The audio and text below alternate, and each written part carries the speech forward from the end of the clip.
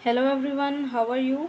तो बड़े दिनों के बाद ये जो क्लास है आज हम ले रहे हैं और EMRS की टीचिंग मेथोडोलॉजी जो है वो फटाफट हम कवर कर लेंगे। मैक्सिमम 8 to 10 लेक्चर्स जो है यहाँ पे बनेंगे और सोर्स तो आपको पता ही है, इग्नोर NIS से हम कंटेंट लेते हैं।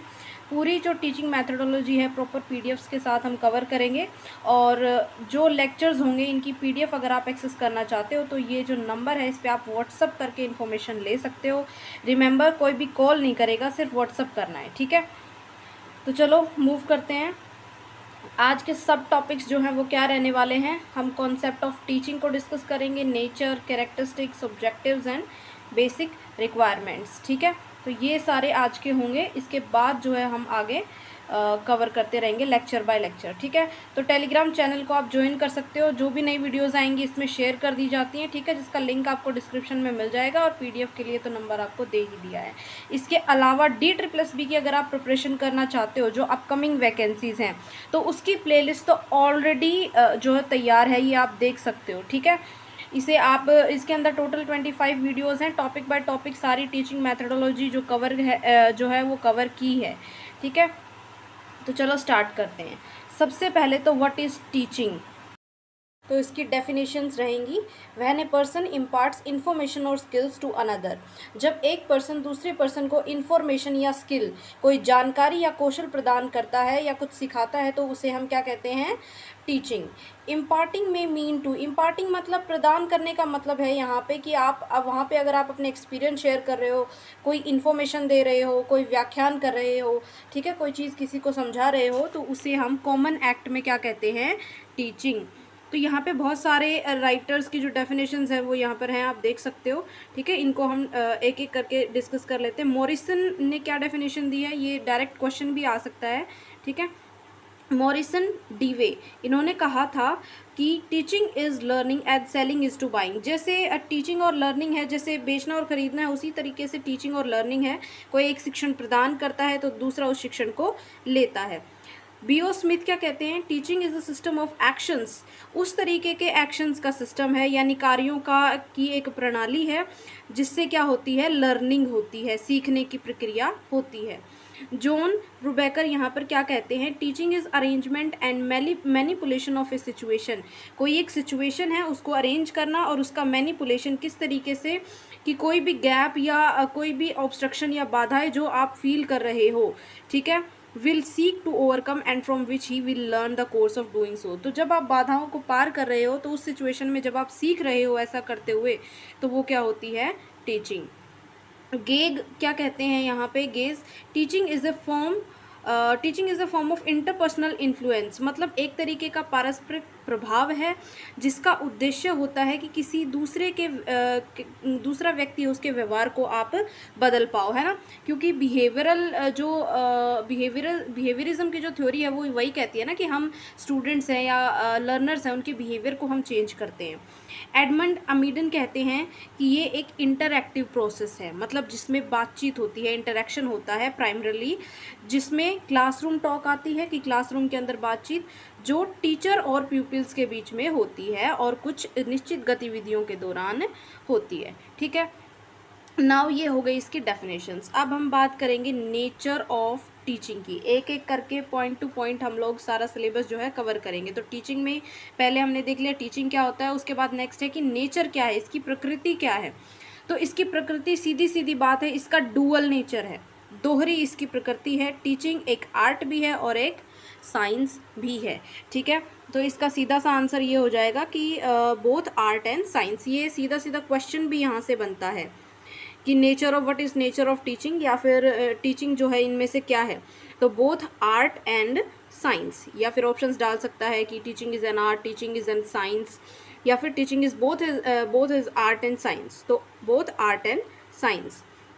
एज एन आर्ट, आर्ट यानी कला के रूप में टीचिंग क्या है? देखो यहाँ पे ना जो टीचर है वो अपनी इमेजिनेशन से, अपनी आर्टिस्टिक, उसके अंदर जो कलात्मक एबिलिटीज़ हैं, है ना, उनसे क्या करता है, जो सिचुएशन है क्लासरूम की उसको क्रिएटिव अच्छा बनाता है, ठीक है।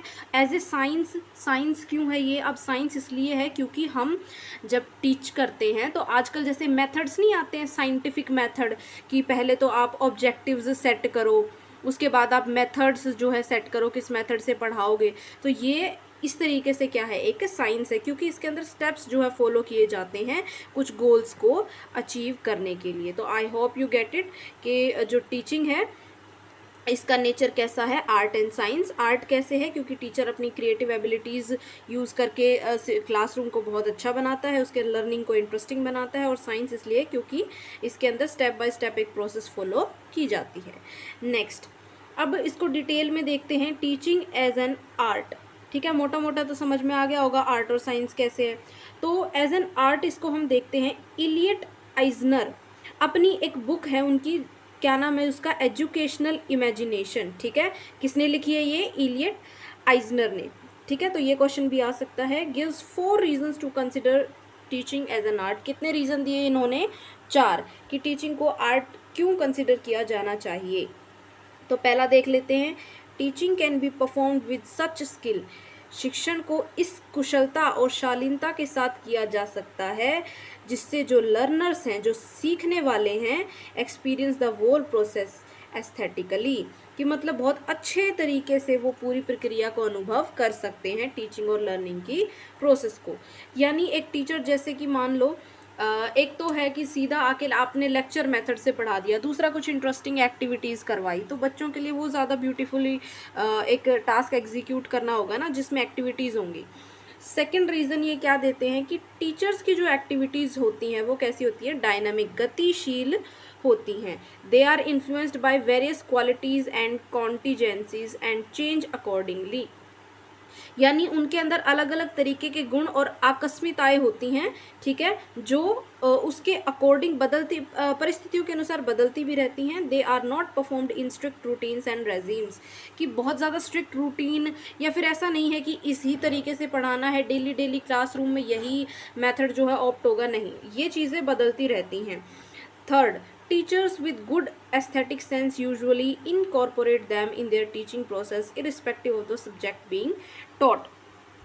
टीचर जो है, जो जिसके पास एक अच्छी एस्थेटिक सेंस है कि किसी भी लेक्चर को कितना ज़्यादा अच्छा, सुंदर या इंटरेस्टिंग बनाया जाए, तो वहाँ पे वो जो टीचर है वो शिक्षण प्रक्रिया में क्या शामिल करता है, अपना जो क्रिएटिविटी है उसको शामिल करता है, चाहे कोई भी विषय वो पढ़ा रहा हो, ठीक है। Fourth, the end of teaching is not pre decided. अब इसमें क्या होता है ना, जब आप अपने तरीके से पढ़ाते हो या उसको और एलाबोरेट करके या क्रिएटिव बना के, तो वहाँ पे ना टीचिंग उसकी जो एंडिंग है वो प्री डिसाइडेड नहीं होती कि हमें यहाँ ख़त्म करना है। वहाँ पे चीज़ें अपने आप क्रिएटिविटी के साथ वो एंड जो है वो भी उसके साथ अपने आप आ जाता है। तो ये प्रक्रिया में ही निर्मित हो जाता है कि किसी भी टॉपिक को हम एंड कैसे करेंगे, ठीक है। अभी एग्जाम्पल जैसे teaching by just telling about a flower, एक फूल है उसके बारे में सिर्फ एक बताकर आप पढ़ा रहे हो क्लास में, या फिर दूसरा, एक फ्लावर आप लेके जाइए क्लासरूम में और फिर स्टूडेंट्स को उसके बारे में बताइए, उसके पार्ट्स दिखाइए and then explain it to them, right. अब जो आर्ट है ना, टीचिंग एज एन आर्ट, इसके अंदर क्या क्या चीज़ें, वॉइस जेस्चर्स कैसे हैं आपके, वॉइस जेस्चर्स, फेशियल एक्सप्रेशन, आपकी बॉडी लैंग्वेज, आपकी पर्सनैलिटी, है ना, वो टीचिंग प्रोसेस के अंदर एक ब्यूटी जो है वो ऐड करती है। Now there is flexibility in teaching, इस प्रोसेस में क्या होती है, शिक्षण में क्या आता है, लचीलापन आता है, freedom of expression for both teachers and learners.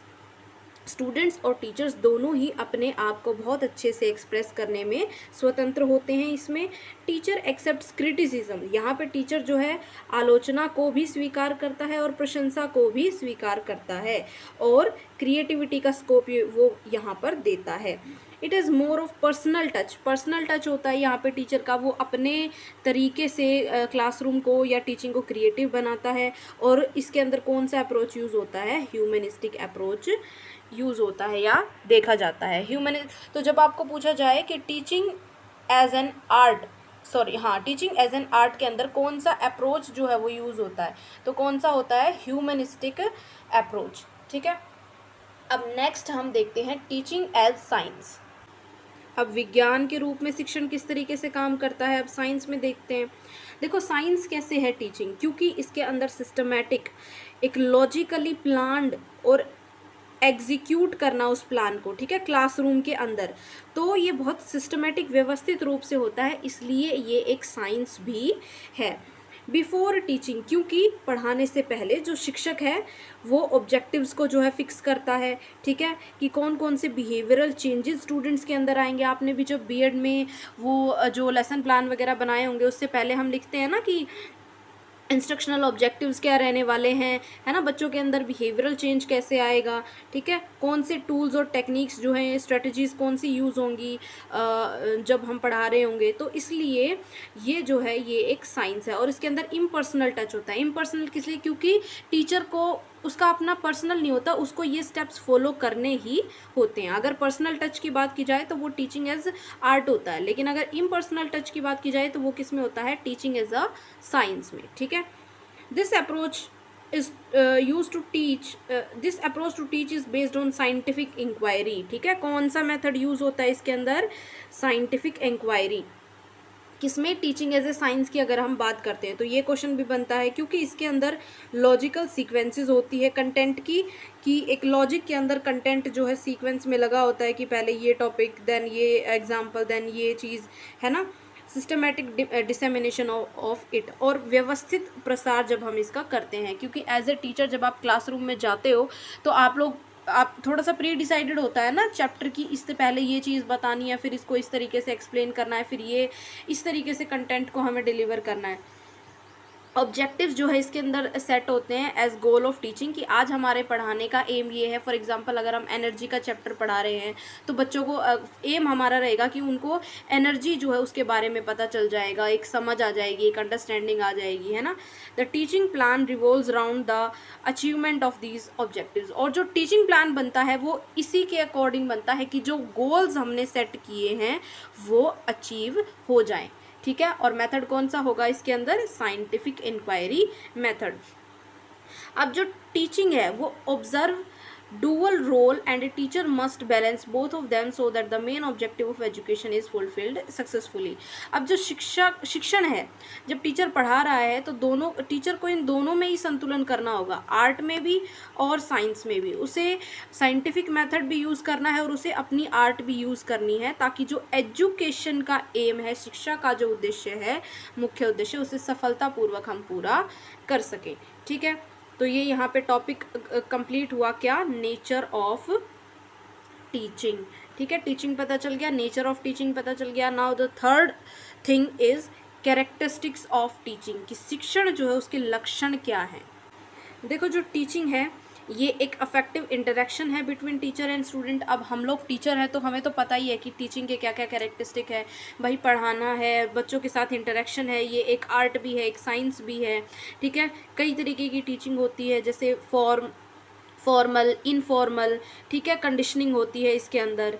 ठीक है, teaching is dominated by the skill of communication, इसमें बहुत ज़्यादा किस चीज़ का बोलबाला है, वो है संचार का, मतलब किस तरीके से आप कम्युनिकेट करते हो स्टूडेंट्स के साथ, अपनी बात उन्हें समझा पाते हो या नहीं।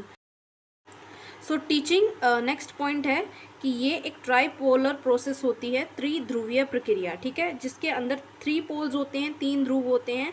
पहला तो एजुकेशनल ऑब्जेक्टिव, की जो हम पढ़ाने वाले हैं उसके उद्देश्य क्या हैं, क्या लर्निंग एक्सपीरियंस हम स्टूडेंट्स को देंगे और उनके बिहेवियर के अंदर उससे क्या चेंज आना चाहिए या आएगा।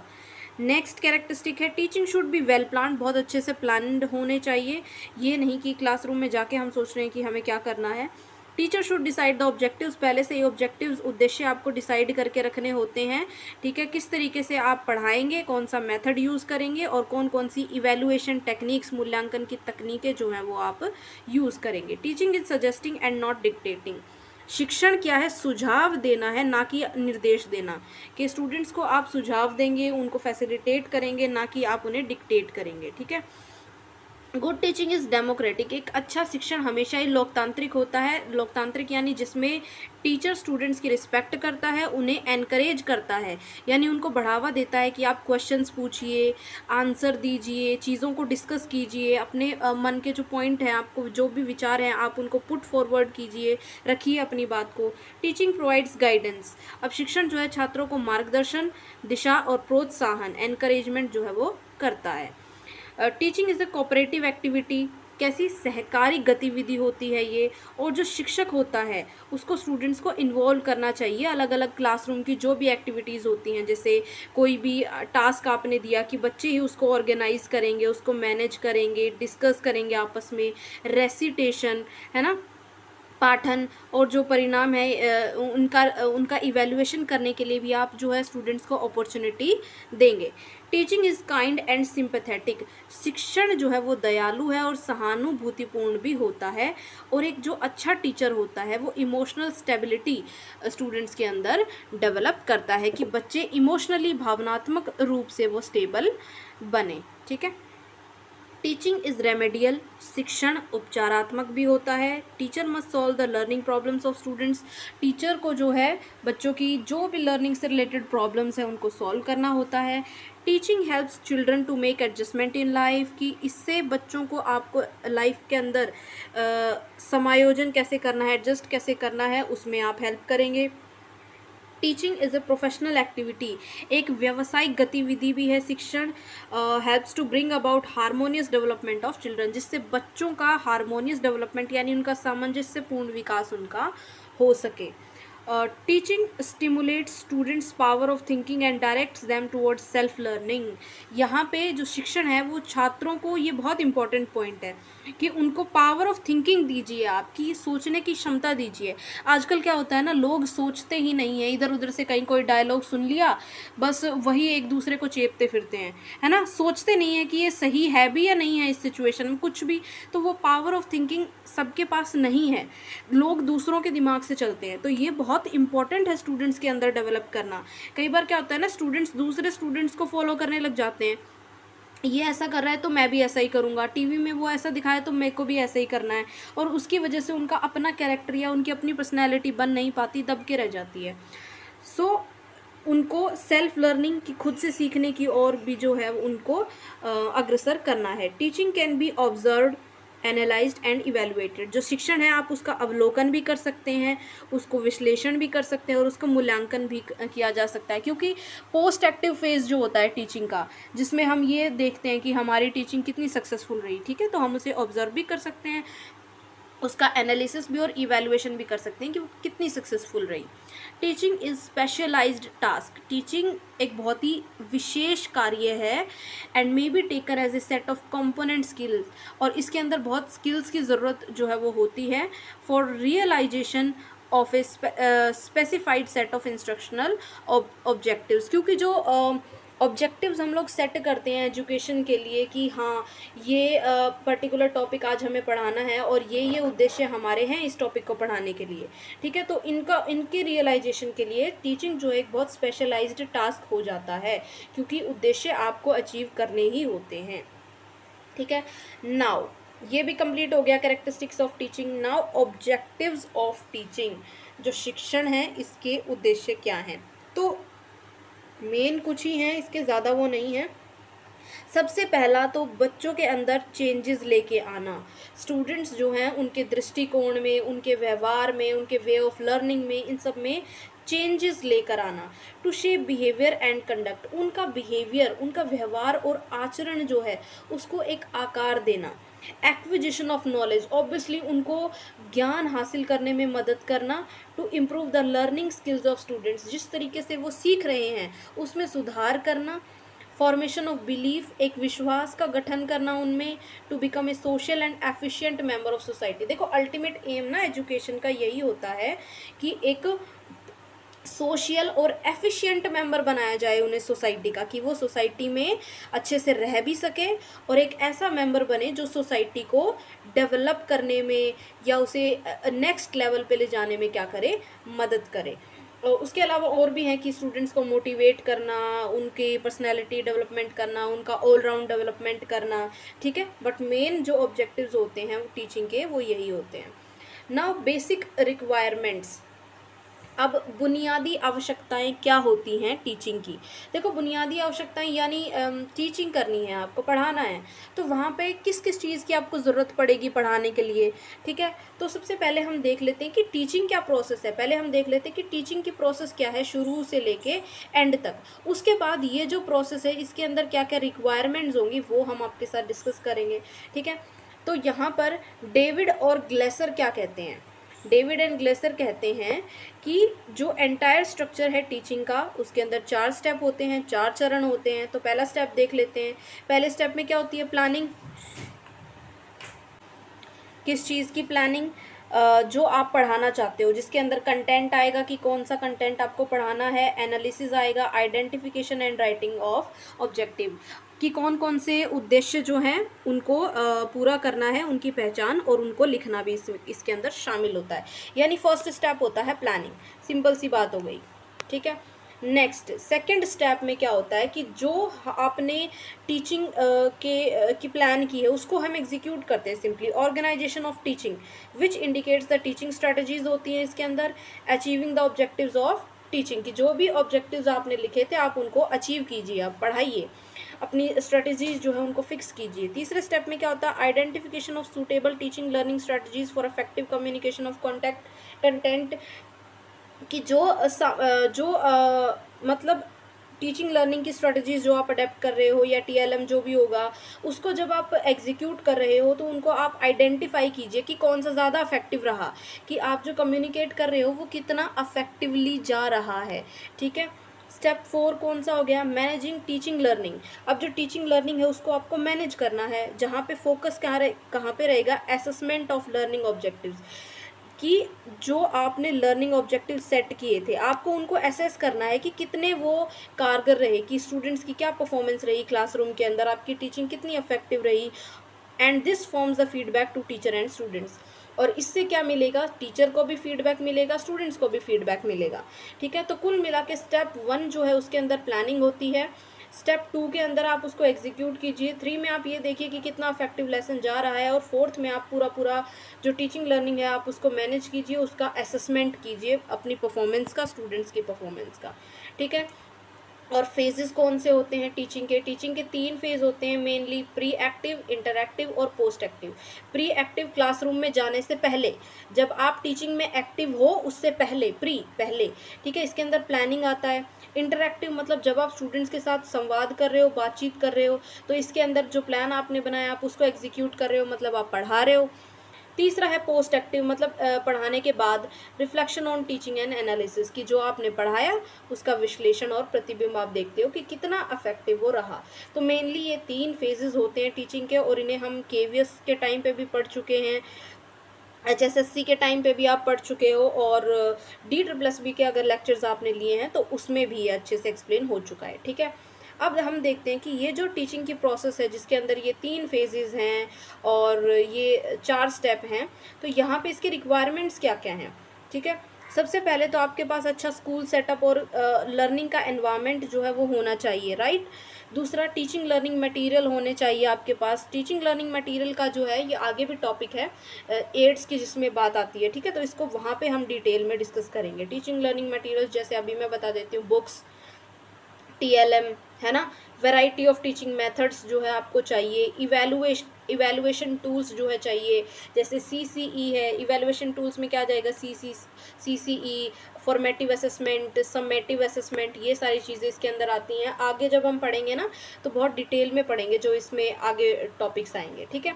तो आगे वाले टॉपिक्स क्या रहेंगे कि लर्नर जो है उसकी कैरेक्टरिस्टिक्स क्या क्या हैं, कौन कौन से फैक्टर्स जो है टीचिंग को अफेक्ट करते हैं, और टीचिंग मेथड्स कौन कौन से होते हैं, ठीक है। तो फर्स्ट लेक्चर हो गया है, नेक्स्ट लेक्चर में हम ये डिस्कस कर लेंगे। तो अगर आपने ये जैसे देखा है ना, ये ऐसी ही PDF आपको मिलेगी, और इसे अगर आप ऑफलाइन एक्सेस करना चाहते हो, ये आपको ड्राइव में लिंक मिलेगा, ठीक है। तो वहाँ पे आप इसको एक्सेस कर पाओगे ऑफलाइन, और इस नंबर पे व्हाट्सअप करके आप इन्फॉर्मेशन ले सकते हो। ये हमारा चैनल है nail study time official, Telegram पे नई वीडियोस के अपडेट के लिए आप इसे ज्वाइन कर सकते हो। तो have a good day guys and all the best for your preparation. Bye bye.